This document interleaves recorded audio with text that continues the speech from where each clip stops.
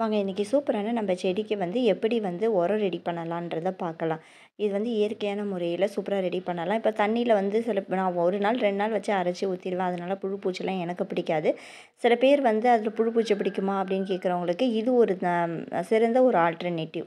ஒரு பானை எடுத்துக்கோங்க. அந்த பானையில் வந்து இதே போல் ஓட்டை போட்டுக்கோங்க. சம்டைம்ஸ் ட்ரில்லர் இருந்தது உங்ககிட்ட அப்படின்னா நீங்கள் ட்ரில்லர் யூஸ் பண்ணி இந்த பானையில் ஹோல்ஸ் போட்டுக்கோங்க. ரொம்ப எஃபெக்டிவாக இருக்கும். ஏன்னா நம்ம இதில் தான் உரம் செய்ய போகிறோம். உரம் செய்யும்போது அதுக்கு காற்று தேவைப்படும். இல்லைனா உள்ளே இருந்து அழுகிடும். அது அழுகுனா அப்புறம் அழுகுன வாசனை வரும். இது ஒரு 15 நாள் 20 நாள் நம்ம ஸ்டோர் பண்ண வேண்டியதாக இருக்கும்.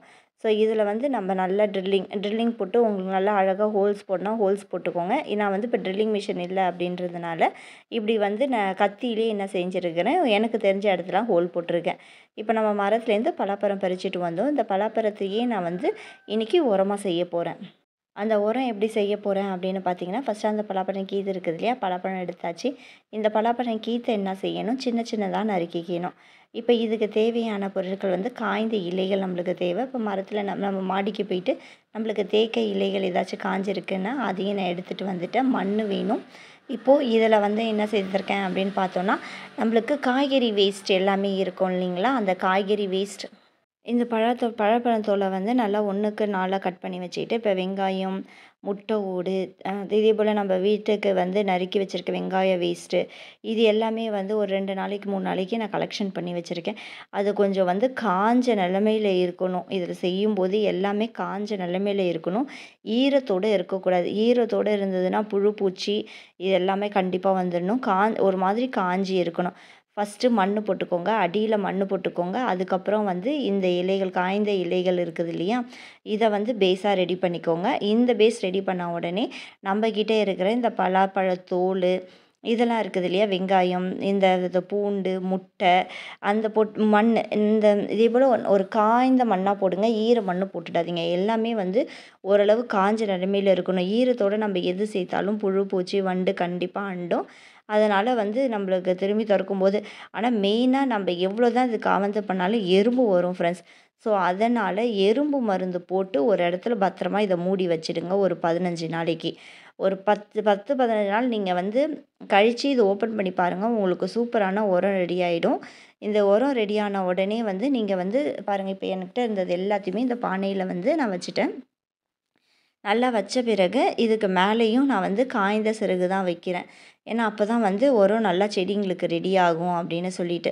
காய்ந்த சிறகு நல்லா வச்சு மூடி அதுக்கப்புறமா இந்த கொஞ்சோண்டு மண் போட்டுக்கோங்க. மண் வந்து காய்ந்த மண்ணாக இருக்கணும். இதே போல் மண் இருக்கக்கூடாது. நான் பக்கத்தில் வச்சுருக்கேன் பாருங்கள் வாளியில் செம்மண். அது வந்து செடிங்களுக்கு வைக்கிற மண். அந்த மண்ணை யூஸ் பண்ணாதீங்க. நான் முன்னாடி யூஸ் பண்ணேன் பார்த்தீங்களா காய்ந்த மண், அந்த மண் தான் யூஸ் பண்ணணும். இதெல்லாம் சேர்த்துட்டு மேலே நான் சும்மா அந்த இதுக்காக அந்த மண்ணை நான் ஆட் பண்ணியிருக்கிறேன். அவ்வளோதான். இவ்வளோ தான் உரம் ரெடி பண்ணுறது. ஃபஸ்ட்டு வந்து நல்லா காஞ்ச மண் போட்டுக்கோங்க. நல்லா காஞ்ச மண் போட்டு அதுக்கு மேலே வந்து இந்த காய்ந்த இலைகளை வைக்கணும். அப்புறம் நம்மக்கிட்ட இருக்கிற வேஸ்ட்டு பலாப்பழத்தோல், முட்டை, இதே போல் நம்மக்கிட்ட என்ன வேஸ்ட் இருக்கோ எல்லா வேஸ்ட்டையும் நம்ம சேர்த்துட்டு அப்புறம் காய்ந்த இலை மண் போட்டு இதே போல் வந்து மெலிசு துணி காற்று போகிற போல் ஒரு மெலிசு துணியில் அழகாக கட்டி ஒரு 15 டேஸ் வந்து அதை டிஸ்டர்ப் பண்ண தேவையில்லை. ஆனால் அதை சுற்றி நம்ம வந்து என்ன செஞ்சிடணும், எறும்பு மருந்து போட்டுடணும் ஃப்ரெண்ட்ஸ். எறும்பு மருந்து போட்டுட்டிங்கன்னா 15 டேஸ் கழித்து ஓப்பன் பண்ணி காமிக்கிறேன் பாருங்கள் உங்களுக்கு எப்படி வந்து உரம் ரெடியாக இருக்குது அப்படின்னு சொல்லிட்டு.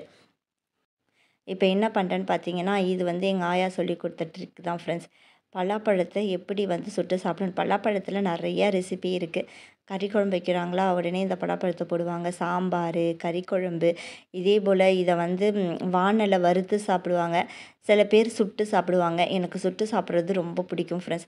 இதே போல் வந்து அடுப்பில் வந்து நிறையா இலைகள் எல்லாம் அடுக்கிட்ட பிறகு நம்ம இந்த பலாப்பழ கொட்டை இருக்குது இல்லையா? அந்த பலாப்பழ கொட்டையை மேலே போட்டு நல்லா சூடு ஏறணும். சூடு ஏறின பிறகு அதை உடச்சி சாப்பிட்டோன்னா அம்புட்டு டேஸ்ட்டாக இருக்கும். இதே போல் இதே போல் வந்து முந்திரி கொட்டை சாப்பிட்ட அனுபவம், பலாக்கொட்டை சாப்பிட்ட அனுபவம், கடல அதான் மல்லாட்டன்னு சொல்லுவாங்க இல்லையா? அதை அப்படியே பறித்து அப்படியே சூடு காட்டி சாப்பிட்ட அனுபவம் யாருக்காச்சும் இருந்ததுன்னா கண்டிப்பாக கமெண்ட் பண்ணுங்கள். எனக்கு அதில் நிறையா அனுபவம் இருக்குது. எவ்வளோ தான் நம்ம சாப்பிட்டாலும் இதே போல் சுட்டு சாப்பிட்டா அது ஒரு தனி டேஸ்ட்டு தான் ஃப்ரெண்ட்ஸ். இந்த பலாக்கொட்டை வேறு நல்லா இருந்துச்சா, இப்போ பாருங்கள் இதுதான் சுட்ட பிறகு இப்படி வரும். இது வந்த பிறகு நம்ம என்ன செஞ்சிடணும் அப்படின்னு பார்த்தோன்னா, இதில் உடச்சி நம்ம சாப்பிட்டோன்னா அது வந்து அவ்வளோ டேஸ்ட்டாக இருக்கும். பாருங்கள் எப்படி வெந்திருக்குது நான் காமிக்கிறேன் பாருங்கள். இப்போ வந்து உடச்சாச்சு. உடச்ச பிறகு அந்த தோல் போன பிறகு இங்கே பாருங்கள் உள்ளார எப்படி பொச பொசன்னு வெந்திருக்குது பாருங்கள். பாருங்கள் அவ்வளோ சூப்பராக வெந்திருக்கும். அப்படியே சாப்பிடும்போதும் செம்ம டேஸ்ட்டாக இருக்கும். உங்கள்கிட்ட பலாக்கொட்டை கிடச்சதுன்னா கண்டிப்பாக ட்ரை பண்ணி பாருங்கள். அப்புறம் இப்போ வந்து நான் பலாக்கொட்டை சுட்டேன் இல்லைங்களா, அந்த சாம்பலையும் நான் வீணாக்க மாட்டேன். அந்த சாம்பல் என்ன செஞ்சுட்டேன் அப்படின்னு பார்த்தீங்கன்னா, நிறைய தண்ணி ஊற்றிடுவேன். சாம்பல் போட்டு ஒரு வாளி நிறைய தண்ணி சேர்த்து அதை வந்து செடிங்களுக்கு நல்ல உரமாக நான் கொடுத்துருவேன்.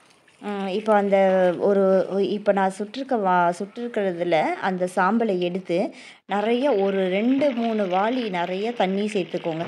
நிறைய தண்ணி சேர்த்துட்டு செடிங்களுக்கு அது நம்ம வந்து தினைக்கும் கொடுக்க அந்த சாம்பலானது செம்ம உரம். அது ஒரு ரொம்ப சூப்பரான ஃபெர்டிலைசர் ஃப்ரெண்ட்ஸ்.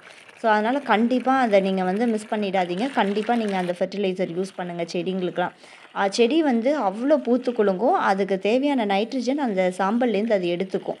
ஸோ கண்டிப்பாக வந்து இந்த உரம் கிடச்சிது, நீங்கள் அடுப்பு எரிய வச்சிங்க அப்படின்னாலும், இல்லை சாம்பிராணி போடுறதுக்கு கொட்டாங்குச்சி அதே போல் நம்ம எரிய வைப்போம் இல்லைங்களா வீட்லேயே, அதே போல் இருந்தாலும் நல்லா தண்ணி ஆட் பண்ணிவிட்டு நம்ம செடிங்களுக்கு கொடுக்கலாம். அதுவுமே ஒரு நல்ல ஃபெர்டிலைசர் தான். நான் அப்படி தான் இப்போ இந்த செடிங்களுக்கெல்லாம் நான் கொடுத்துட்டு வந்துட்டுருக்கேன்.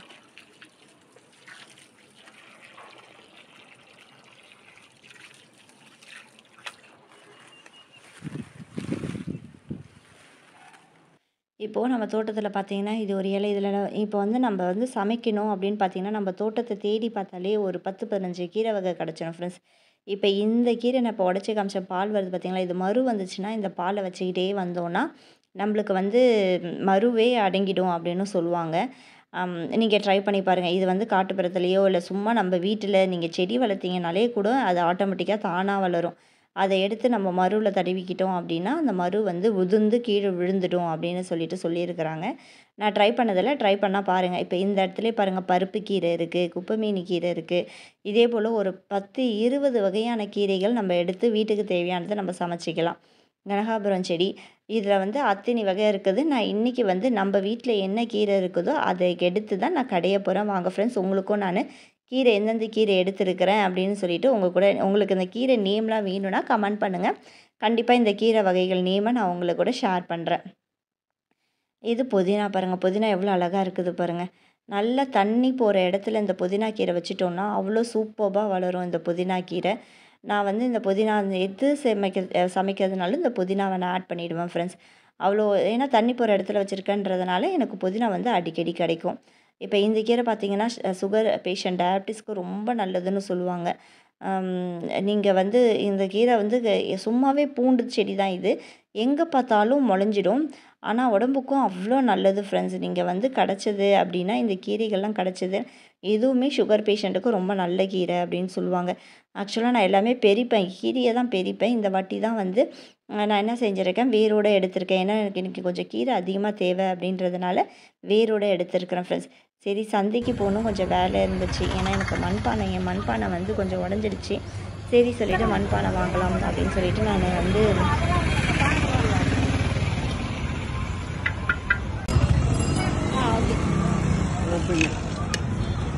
இந்த சட்டி எவ்வளோ தான் சொன்னீங்க? சரி வா எடுங்க. சட்டியா 220 ரூபா.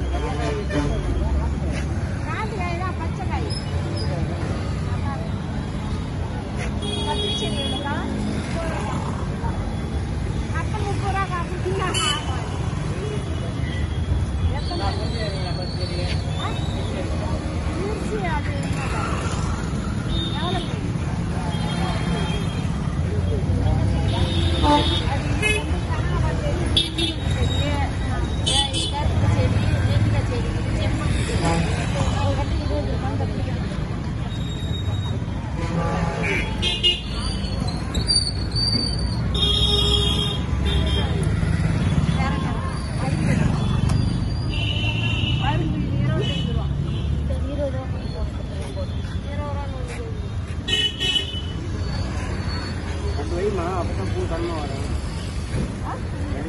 பூ கனமா இல்லை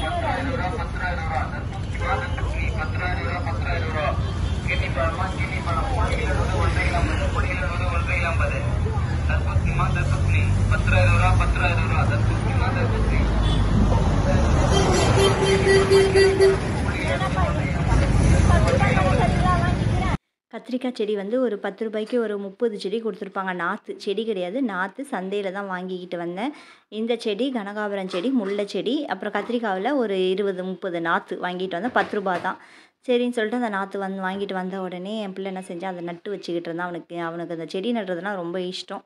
சரி ஓகே அவன் செடி நட்டுட்டோம் அப்படின்னு சொல்லிட்டு செடி நட்டு புது செடி எதுக்கெலாம் வச்சோமோ அந்த செடியை அதுக்கெலாம் வந்து அழகாக தண்ணி ஊற்றி தண்ணி பாய்ச்சிக்கிட்டு இருந்தோம். கத்திரிக்காய் நாற்று செடி வைக்கும்போது சைடாக வைக்கணும். எந்த செடி வச்சாலும் சைடாக வைக்கணும். நம்ம ஸ்ட்ரெயிட்டாக வைக்கக்கூடாது. கொஞ்சம் நல்லா ஆழமாக குழி நோண்டி அதில் வந்து அந்த கத்திரிக்காய் நாற்று செடியை சைடில் வச்சு நம்ம நட்டு வச்சோன்னா சூப்பராக முளையும். இது எப்படி முளையுன்றதை நான் உங்ககிட்ட காமிக்கிறேன். கத்திரிக்காய் காய்க்கும்போது கண்டிப்பாக நான் உங்ககிட்ட காமிக்கிறேன். இங்கே ஒரு குரங்கு தொல்லை எங்கள் சைட்லாம். அதனால தான் எந்த செடியும் நட முடியாது. வெண்டைக்காய் செடியிலேருந்து புளிச்சக்கீரை செடியிலேருந்து எல்லாத்தையும் இந்த குரங்கு என்ன செஞ்சிடும், சாப்பிட்டுடும். சரின்னு சொல்லிட்டு இங்கே பாருங்கள், இந்த முல்லை செடி இங்கே தான் வாங்கிட்டு வந்து வச்சேன். ஆல்ரெடி ஒரு முல்லை செடி இருக்குது. இந்த முல்லை இலையை கூட குரங்கு விட்டு வைக்காது, சாப்பிட்டுடும். சரி மிச்சம் இருக்கட்டும், செடியாக இருக்கட்டும் அப்படின்னு சொல்லிட்டு 2 முல்லை செடியாக வைக்கணும் அப்படின்னு சொன்னதால் இன்னொரு முல்லை செடி வாங்கிட்டு வந்தேன். ஒத்தையில் வந்து முல்லை செடி வைக்கக்கூடாது, 2 செடியாக வைக்கணும் அப்படின்னு சொல்லியிருந்தாங்க. சரின்னு சொல்லிட்டு போயிட்டு இன்னொரு முல்லை செடி வாங்கிட்டு வந்தேன். அதுதான் நான் இன்றைக்கி வச்சேன். இந்த முல்லை செடி பூ பூக்கும். ஓரளவு பூ பூக்கும். 1 முழம் 2 முழம் ஒரு அரை முறத்துக்கு பூ பூக்கும். நான் பூ பூக்கிற சீசன் வரும்போது கண்டிப்பாக காமிக்கிறேன். அப்புறம் பார்த்திங்கன்னா கொஞ்சம் வந்து பூக்கள் இருந்துச்சு. சரி அந்த பூக்கள்லாம் பறிச்சிடலாம் அப்படின்னு சொல்லிட்டு பையன்கிட்ட சொல்லி அந்த பூக்கள்லாம் பறித்தேன். நம்ம வீட்டில் இன்றைக்கி பூத்த பூக்கள் இது தான். சொல்லிவிட்டு இது பூவெல்லாம் பறித்து சாமிக்கு தான் நான் முக்கால்வாசி வைப்பேன். பாப்பாவுக்கு ஏதாச்சும் 1 2 வச்சுட்டு மீதியெல்லாம் சாமிக்கு தான் வைப்பேன். இன்றைக்கி எங்களுடைய வீட்டு ரோஜா பூ கலெக்ஷன்ஸ் இது தான். நல்லா இருந்துச்சுன்னா கண்டிப்பாக கமெண்ட் பண்ணுங்கள். கீரை பறிச்சாச்சு. மதியானத்துக்கு என்ன சமைக்கணும் அப்படி காலையிலேயே சந்தைக்கு போயிட்டு வந்துட்டோம் நாங்கள். மதியானத்துக்கு என்ன சமைக்கணும் அப்படின்னு பார்த்தோன்னா அதுவே 3 4 மணி ஆயிடுச்சு. சரின்னு சொல்லிட்டு காலையில் பறித்து வச்சோம் இல்லைங்களா கீரை, அந்த கீரை குழம்பு தான் வச்சோம். சிம்பிள். இது ஒரு 10 15 கலவை இருக்கும் ஃப்ரெண்ட்ஸ். நம்ம வெளியில் போய் வாங்கணும்னு அவசியமே இல்லை. இங்கே நம்ம தோட்டம் இருந்துச்சு அப்படின்னா அந்த தோட்டத்தில் வந்து நம்ம தேடி பார்த்தாலே கண்டிப்பாக கீரைகள் வந்து நிறைய கிடச்சிரும். அந்த கீரையை தான் நான் எப்பயுமே எடுத்து சமைப்பேன் முக்கால்வாசி. இந்த கீரை இல்லைன்னா நம்மளுக்கு முருங்கை மரம் இருக்குது. முருங்கை மரம் வச்சு முருங்கைக்கீரை பறித்து முருங்கைக்கீரை சமைச்சிருவேன்.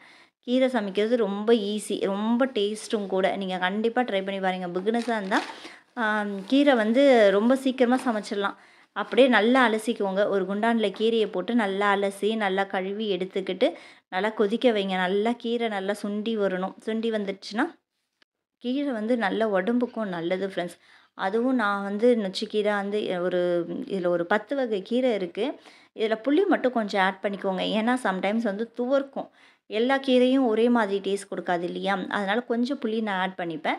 பருப்பு சேர்க்க மாட்டேன். வெங்காயம், தக்காளி, காஞ்ச மிளகா, புளி, பச்சை மிளகா இவ்வளோ தான். இந்த கீரையை எடுத்து போட்டு நல்லா கடைஞ்சிட்டிங்க அப்படின்னா அதுக்கு ஒரு தாளிப்பு மட்டும் காஞ்ச மிளகா. ஏன்னா பச்சை மிளகா வந்து நம்ம புளி போட்டுக்கோன்றதுனால காரம் கொஞ்சம் வேணும். அதனால் கடைசியாக தாளித்து கொட்டி நல்லா புளி தண்ணி ஊற்றி நல்லா கரைச்சி கொதிக்க வச்சோன்னா சூப்பராக புளிச்சக்கீரைன்னு சொல்கிறேன், சாரி ஃப்ரெண்ட்ஸ். இந்த கலவைக்கீரை ரெடி ஆகிடும். இந்த கலவைக்கீரை நல்ல டேஸ்ட்டாகவும் இருக்கும். நீங்கள் கண்டிப்பாக ட்ரை பண்ணி பாருங்கள். ட்ரை பண்ணி பார்த்துட்டு இந்த கீரை ரெசிபி வேணுனாலும் கமெண்ட் பண்ணுங்கள். கண்டிப்பாக நான் போஸ்ட் பண்ணுறேன். இதே போல் சிறந்த உரத்துக்கு நான் என்ன சொல்லியிருந்தேனோ அதை கண்டிப்பாக ஃபாலோ பண்ணுங்கள். இன்றைக்கி மதியானம் ஒரு 3 மணி போல் தான் நாங்கள் லஞ்சே சாப்பிட்டோம் ஃப்ரெண்ட்ஸ். அதனால தான் டைம் ஆயிடுச்சு அப்படின்னு சொல்லிட்டு நான் குக்கரில் சாதம் வச்சுட்டேன். குக்கரில் சாதம் வச்சுட்டு கீரை அப்புறம் முட்டை வறுத்துருந்தேன். அப்புறம் பசங்களுக்கு வந்து கீரைனாலே கொஞ்சம் காரசாரமாக ஏதாச்சும் ஒரு பொரியல் வேணும்னு கேட்பாங்க. எப்பயுமே சிப்ஸ் இருக்கும் வீட்டில் இல்லையா? கீரை, முட்டை பொரியல், அப்புறம் சிப்ஸ். இப்படி தான் வந்து எங்களுடைய மதியானம் லஞ்ச் முடிஞ்சுது. மதியானம் லஞ்சுன்னு சொல்ல முடியாது, 3 4 o'clock. ஏன்னா சந்தைக்கெலாம் போயிட்டு வந்துட்டு அந்த செடியெல்லாம் நட்டு வச்சுட்டு அதுக்கப்புறமா தான் நான் சமைக்கவே ஆரம்பித்தேன். ஓகே ஃப்ரெண்ட்ஸ், வீடியோ பிடிச்சிருந்ததுன்னா லைக் பண்ணுங்கள், ஷேர் பண்ணுங்கள், மறக்காமல் சப்ஸ்கிரைப் பண்ணுங்கள். பார்த்ததுக்கு ரொம்ப நன்றி.